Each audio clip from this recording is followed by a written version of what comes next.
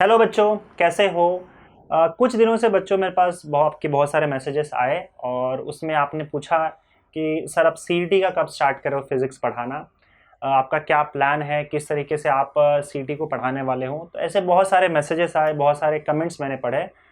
तो उसके रिगार्डिंग मैं यहाँ पे आज इस वीडियो में बात करने वाला हूँ। ठीक है। तो सीईटी के बारे में बात करने से पहले बच्चों मैं आपसे एक रिक्वेस्ट करना चाहता हूँ। कुछ चीज़ें हैं जो मुझे आपसे कहनी थी। आप ध्यान से पूरे वीडियो को सुनना और उसके बाद आपसे भी मैं इनपुट चाहता हूँ, जो आप कमेंट के थ्रू या व्हाट्सएप के थ्रू जैसे भी हो। जब भी मुझे टाइम मिलेगा मैं पढ़ लूँगा, ताकि फिर वो मेरे लिए जो है वो थोड़ा काम आसान करे और बेटर करे। देखो बच्चों, बात ये है कि जो महाराष्ट्र स्टेट बोर्ड है, मैंने अपने यूट्यूब पे इसके पहले 2-3 महीने पहले कभी पढ़ाया नहीं था।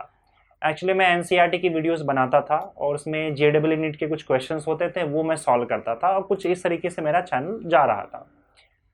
तो करीबन कुछ दिनों पहले, कुछ महीनों पहले मुझे कुछ बच्चे मिले, कुछ बच्चों ने अप्रोच किया और उन्होंने बोला कि सर, महाराष्ट्र स्टेट बोर्ड के बच्चों की थोड़ी हालत ख़राब है, बच्चे काफ़ी डरे हुए हैं।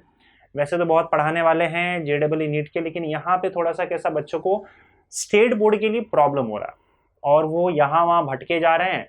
कोई भी कैसा भी वीडियो बनाता है या कैसा भी कुछ भी अगर डाल देता है तो वो उसको देखने लग जाते हैं इस उम्मीद से कि कहीं कुछ चीज़ें समझ में आ जाए। तो जब मैंने ये सिचुएशन देखा तो मैंने बोला चलो ठीक है, एक काम करते हैं। ये 2-3 महीना बचा हुआ है तो उन्होंने रिवीजन के लिए कहा था। पर मुझे मालूम था कि देखो, रिवीजन का सेंस भी तब बनता है जब आप पढ़ाई कर चुके हो ऑलरेडी और उसको आप रिवाइज कर रहे हो। अगर आपको कुछ समझ में ही नहीं आया है और पढ़ाई नहीं हुई है तो फिर रिवीजन कर नहीं पाओगे। तो उस प्लान के हिसाब से मैंने क्या किया, मैंने वन शॉट वीडियोस बनाए। सिर्फ एक वीडियो में पूरा का पूरा चैप्टर खत्म किया। उसका रीज़न ये था कि एक इसका साइकोलॉजिकल एडवांटेज भी आपको होता है कि बच्चे को लगता है कि सिर्फ एक ही वीडियो देखना है। हालांकि वो वन शॉट वीडियो जो है वो पूरा डिटेल में था, 4 से 5 घंटे का ऑन एन एवरेज सारे चैप्टर का था और आपने देखा भी है, आप जानते हो। उसमें सारे के सारा कंटेंट मैंने अच्छे से सब कुछ मैंने उसमें पढ़ा दिया था। आपको जितना देखना है, जैसा देखना है, वो आपकी मर्जी है। पर कोई भी चीज़ छोड़ा नहीं था, ताकि आपकी पूरी पढ़ाई कंप्लीट हो पाए। उस चीज़ के लिए मुझे इस बात का ध्यान रखना पड़ेगा कि वीडियो में मैं यहाँ वहाँ की एक बात भी ना करूँ, क्योंकि उससे टाइम जो है उसका बढ़ सकता है। और ये बच्चों के हाथ में था कि उस वीडियो को कितने टाइम में देखना है, कैसे देखना है। मैंने कंप्लीट करके डाल दिया था। और ये पूरा काम करने में बच्चों मेरे लिए काम आसान नहीं था, क्योंकि पिछले 2-3 महीनों से मैं इस चीज़ पे लगा हुआ था और फिर भी कुछ चैप्टर्स जो है उसके न्यूमेरिकल्स छूट गए। थियरी तो पूरा का पूरा 16 chapters 12th standard state board का चला गया फिजिक्स का। कुछ चैप्टर्स जो है न्यूमेरिकल्स के छूट गए, क्योंकि इस बीच में बहुत सारे प्रॉब्लम्स आए। कई दिन तक मेरी तबीयत ख़राब हो गई, मेरे भाई का कुछ इश्यू हो गया था, पर मैं उन सब चीज़ों में जाना नहीं चाहता हूँ। बेसिक फंडा ये था कि कुछ प्रॉब्लम्स आए थे, इसकी वजह से कुछ न्यूमेरिकल्स के चैप्टर्स बीच में गैप पड़ गया था, वीडियो में दे नहीं पाया था, बना नहीं पाया था और छूट गए थे। और बाकी पूरा थियरी कंप्लीट हो गया था, राइट। और आप लोगों ने जो है, आप लोगों का सपोर्ट भी मुझे दिखा। उस हिसाब से जब मैं अपने चैनल के एनालिटिक्स को चेक कर रहा था तो मुझे क्लियर समझ में आया कि भाई बच्चे काफ़ी उसमें जमा हुए और काफ़ी अच्छे से उसको देख भी रहे हैं, समझ भी रहे हैं। और मुझे पता भी चलता है, आपके रिएक्शन और रिस्पॉन्स से पता चलता है कि काफ़ी सपोर्ट हुआ, काफ़ी सपोर्ट मिला और बच्चों ने बोला मुझे कि सर बहुत फ़ायदा हुआ है और इसलिए शायद आपकी डिमांड है कि मैं सीईटी भी स्टार्ट करूँ। अब बच्चों में एक चीज़ मैं आपको बताता हूँ कि ये 2-3 महीने जो हैं वो किस हिसाब से मैंने इन चीज़ों को बनाया था। मेरे पास कोई ख़ास सेटअप ही नहीं है। मेरा जो बेडरूम है छोटा सा, उस बेडरूम में मैंने जो है कैमरा लगा रखा है और घर में सारी चीज़ें होते रहती है। उसके बाद भी मैं किसी तरीके से थोड़ा सा घर वालों को डिस्टर्ब करके ही मैं अपना काम कंप्लीट करता हूँ और जैसे तैसे मैं आपको बना के वीडियो देते रहता हूँ। ये काफ़ी टाइम से मैं कर रहा हूँ, राइट। तो अब हुआ क्या कि ये 2 महीने 3 महीने मुझे मालूम था कि अगर पूरा फिजिक्स ख़त्म करना है तो मुझे रेगुलर और यहाँ पे मतलब वीडियो कंप्लीट हमेशा डालते रहना पड़ेगा। इन 2-3 महीनों में बच्चों मुझे बाहर के लेक्चर छोड़ने पड़े, ठीक है। और थोड़ी सी जो मेरी आमदनी थी, फाइनेंशियल इशू भी आया, फाइनेंशियल स्ट्रेस भी आया। हालांकि ये सारी बातें मुझे हो सकता है कि ये रेलेवेंट ना हो आपके लिए, मैं जानता हूँ, लेकिन आपको थोड़ा सा मेरा एंगल समझना होगा इस पोजीशन पे। फिर आप मुझे बताओ, फिर मैं आगे की बात करता हूँ। पर फिर भी मैंने इसको जैसे तैसे सारी चीज़ों को मैनेज किया और उसके बाद फिर मेरा एक्सेप्ट कैसा था कि बच्चों की वीडियो बहुत बड़ा था तो उसे एडिटिंग में बहुत टाइम लग जाता था, दिन दिन भर एडिटिंग लग जाता था, दिन दिन भर अपलोड होने में लग जाता था। तो ऐसा था कि पिछले 2-3 महीने में सुबह से लेकर रात तक सिर्फ यही काम करते रह गया। क्योंकि कैसा था कि मैंने आपको बोल दिया था कि मैं कंप्लीट करूँगा। मुझे उस टाइम पे इतना नहीं लगा था कि इतना इशू हो सकता है, लेकिन जब मैंने काम शुरू किया तो पढ़ाने के अलावा, पढ़ाना तो था ही, मुझे पढ़ाने में उतनी इशू नहीं होती थी, पढ़ाने के अलावा जो टेक्निकल चीज़ें थी, क्योंकि इतने बड़े बड़े वीडियोस मैंने पहले कभी अपलोड नहीं किए, तो मुझे नहीं मालूम था कि वो इतना टाइम ले लेगा एडिटिंग के लिए, इतना टाइम ले लेगा अपलोडिंग के लिए, बीच में कहीं कुछ मिस्टेक हुआ तो उसको रीशूट भी करो, तो ले दे के सब कुछ कंप्लीट हुआ, राइट। लेकिन उसके लिए बच्चों मुझे बहुत सारी चीज़ें छोड़नी पड़ी थी, ठीक है, थोड़ा सा बाहर की सारी चीज़ें मैंने छोड़ दी थी, और लगभग समझो कि इसके अलावा कोई काम 2-3 महीनों में हुआ ही नहीं, क्योंकि आप लोगों को भी पता है कि भाई साल भर का पूरा सिलेबस है, वो 2 महीने में अगर शूट करके डालना है तो ऑब्वियस सी बात है कि फिर आपको 1 सेकंड की भी किसी और चीज़ की फुर्सत नहीं है। और ये इसलिए किया था क्योंकि बच्चे परेशान थे, मैं देख रहा था, काफ़ी बच्चों ने मुझे कहा भी था, तो मैंने बोला कि यार चलो ठीक है, अगर मेरे इस छोटे से काम से अगर आप लोग को हेल्प हो जाता है तो मुझे क्या दिक्कत है, बाकी मेरा आगे का काम चलता रहेगा, आप लोग को भी हेल्प हो जाएगी। बाकी जो दूसरे चैप्टर्स मैंने सोचे थे दूसरे टीचर्स को भी लाऊं, लेकिन ऑब्वियस सी बात है कि मेरे ऊपर अगर फाइनेंशियल बर्डन है और अगर मेरे जेब में ही पैसा नहीं है तो फिर मैं बाकी सारी चीज़ें या बाकी सारे फैसिलिटीज़ आपको कैसे दे सकता हूँ। अब देखो, मैं सारा का सारा चैप्टर, मैंने 16 चैप्टर्स शूट करके आपको पढ़ा दिया, पर मैं किसी दूसरे टीचर को मजबूर नहीं कर सकता ना कि आप भी आओ और फ्री में सारे चैप्टर्स पढ़ा को इनके चले जाओ। ये काम तो नहीं होगा ना, कि अगर बाकी जो सब्जेक्ट्स है वो भी लाने हैं या टीचर्स लाने हैं या टीम है, तो उसके लिए भाई चाहिए तगड़ा पैसा, फाइनेंशियल बर्डन नहीं होना चाहिए, फाइनेंशियली स्ट्रांग होना चाहिए।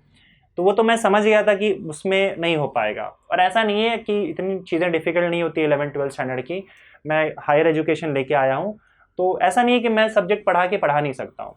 लेकिन बात वही थी कि मुझे टाइम नहीं था। इवन मैं अपने ऑफलाइन क्लास में केमिस्ट्री फिजिक्स दोनों पढ़ाता हूँ, केमिस्ट्री में फिजिकल केमिस्ट्री सिर्फ पढ़ाता हूँ, तो चीज़ें आप पढ़ के पढ़ा सकते हो 12th स्टैंडर्ड तक, ऐसा कोई प्रॉब्लम नहीं है। लेकिन वही है कि अब टाइम का इशू था, मुझे मालूम था कि फिजिक्स ही कंप्लीट हो जाए तो बड़ी बात है, इसलिए मैंने दूसरी चीज़ों में हाथ नहीं डाला।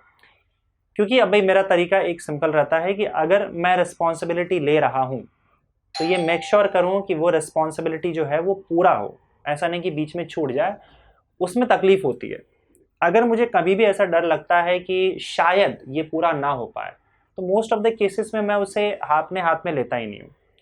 अगर बाद में कहीं कुछ गड़बड़ होता है, मान लो मुझे मालूम है कि मैं ये काम पूरा कर लूँगा और मैं स्टार्ट कर देता हूँ, लेकिन बाद में कहीं कुछ गड़बड़ ऐसा कुछ होता है जिस पर मेरा कंट्रोल ही नहीं है, तो उसमें कुछ नहीं कर सकते, उसमें मैं अपनी गलती नहीं मानूंगा।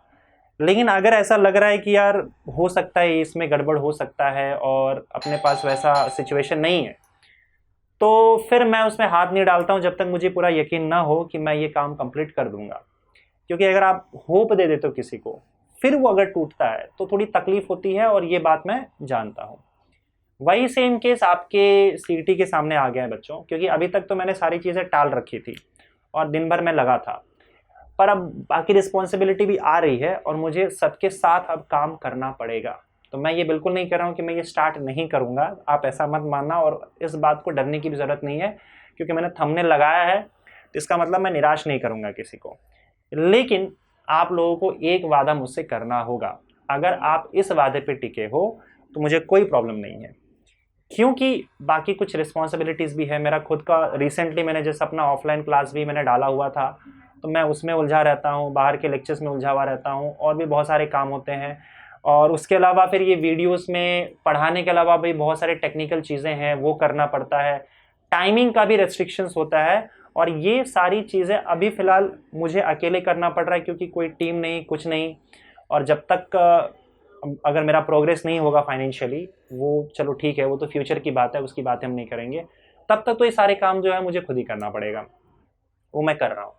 इन सारी चीज़ों में अगर मान लो आपसे मुझे बस इतना रिक्वेस्ट करना है, और आपको मुझे ये वादा करना पड़ेगा कि अगर सपोज करो मैं अभी स्टार्ट कर रहा हूँ, मान लो 2-3 दिन के बाद मैं वीडियोस डालना शुरू कर देता हूँ, मैं आपको बताता हूँ मेरा प्लान क्या होगा, सीटी के लिए क्या प्लान है। अगर मैं सपोज करो ये काम करता हूँ, स्टार्ट कर देता हूँ सीटी का, किसी भी अनवांटेड रीज़न की वजह से, अनअवॉइडेबल सर्कमस्टांसेस की वजह से अगर पूरा नहीं हो पाया जो मैं चाहता था, क्योंकि ये काम मुझे ऐसा थोड़ा सा अब डर लग रहा है, क्योंकि सारी चीज़ें मेरे पास वापस आ गई है, रिस्पॉन्सिबिलिटी मैंने अब तक छोड़ रखा था, लेकिन अब मैं अपनी मजबूरी बच्चों आपके सामने बता रहा हूँ, and I am extremely sorry for that. अगर मान लो सपोज करो पूरा नहीं होता है, तो आप उस बात का बुरा नहीं मानोगे और मुझे कोसोगे नहीं। मुझे और कुछ नहीं चाहिए इस चीज़ से, क्योंकि ऐसा मुझे फील नहीं होना चाहिए कि मैंने किसी के साथ गलत कर दिया। मैं जानता हूँ आप कुछ लोग ये भी बोलेंगे कि सर ऐसा थोड़ी ना है कि आप पैसा ले रहे हो या फिर ऐसा कुछ कर रहे हो। बात पैसे की है ही नहीं। पैसा लेना नहीं लेना वो आपको देखना नहीं होता, आपके पेरेंट्स देखते हैं। बात बच्चों की इमोशंस की है। बच्चे ने अगर सोच लिया कि मेरे से काम, मतलब मेरा ये काम होने वाला है और वो नहीं होता है, तो वो बच्चे अपने लेवल पे तो निराश होंगे। यहाँ पे पैसे की तो बात ही नहीं है ना। तो ऐसा नहीं होना चाहिए कि मैंने आपकी उम्मीदें तोड़ दी या कुछ गलत हो गया।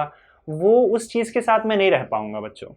तो उससे बेटर क्या होता है कि मैं कोई चीज़ स्टार्ट ही ना करूँ, क्योंकि मैं अगर स्टार्ट ही ना करूँ तो होप ही नहीं होगा, फिर शायद प्रॉब्लम उतना ज़्यादा नहीं होगा।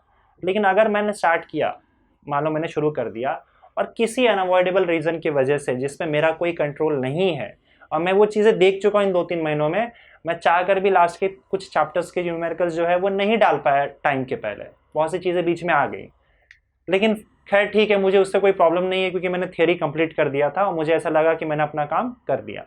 लेकिन अगर मान लो इसका पूरा कंप्लीट नहीं हो पाता है, मैं आपको बता दूं कि मैं 100% अपने तरफ से पूरी कोशिश करूंगा और इसको प्रायोरिटी बेसिस पे रखूंगा।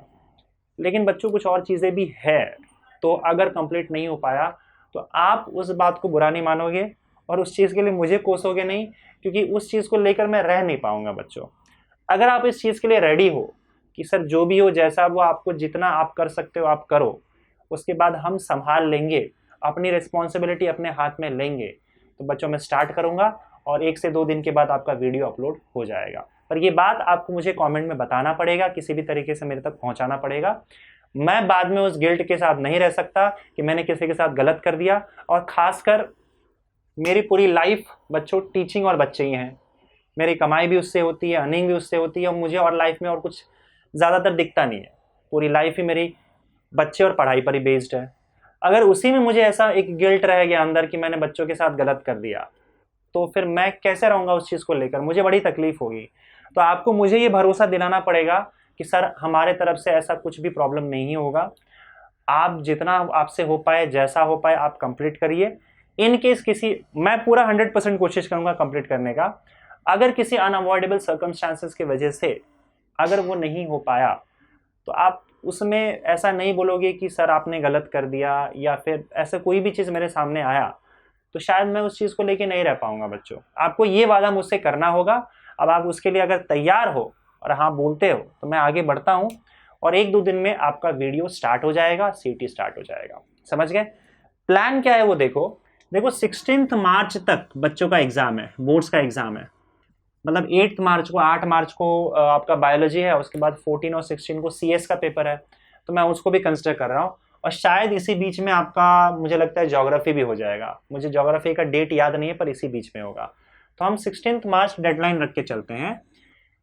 वीडियो कल परसों से ही स्टार्ट हो जाएगा, जब भी मुझे टाइम मिलता है मैं शूट करके डालूंगा। लेकिन 16 मार्च तक, टिल 16 मार्च मेरा प्लान ये है कि मैं क्या करूँगा, 11th के वीडियो स्टार्ट कर रहा हूँ। 11th वीडियोस, 11th जो है 11th फिजिक्स वीडियोस, उसमें जो भी CET के चैप्टर्स आ रहे हैं वो मैं 16 मार्च तक अपलोड कर दूंगा। 1 शॉट होगा, आप उसे पहले देख लो। 12th स्टैंडर्ड के सारे वीडियोस मैं ऑलरेडी थियरी के अपलोड कर चुका हूँ। आप सिर्फ थियरी देखोगे तो भी चलेगा, न्यूमेरिकल्स की जरूरत फिलहाल अभी नहीं है, क्योंकि इसमें MCQs आता है आपके MST CET में। अगर न्यूमेरिकल्स भी कर लेते हो तो आपके पास एक क्वेश्चन सॉल्व करने का एक आपके पास क्या होगा, एक स्किल आ जाएगा।